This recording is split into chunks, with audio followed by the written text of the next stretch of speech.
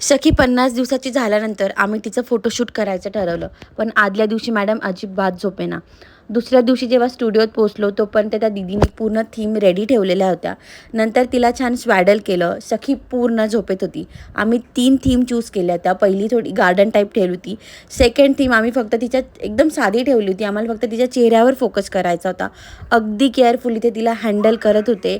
तिच्या झोपेची वगैरे सगळी काळजी घेऊन तिचं प्रॉपर फोटोशूट केलं जात होतं. तिच्या तिघंही थीमचं फोटोशूट झाल्यानंतर आमचं कपल फोटोशूट झालं आणि बघा सखीचे किती सुंदर सुंदर फोटोज आलेत ते. बऱ्याच लोकांनी कमेंट केलं होतं की असं फोटोशूट करायला नको, बाळाचे हाल होतात. पण तसं काही नाही आहे. बाळाची पूर्ण काळजी घेऊन ते अगदी प्रोफेशनली बाळाचं फोटोशूट करतात. त्या दीदीचं म्हणणं होतं की जनरली 2 महिन्याचं बाळ इतकं शांत नसतं आणि इतकं लवकर फोटोशूट करू देत नाही. बट सखीने तिला खूप कॉपरेट केलं. 3-4 तासाचं फोटोशूट आम्ही 2-2.5 तासात संपवलं आणि असं झालं तिचं फोटोशूट. थँक्यू.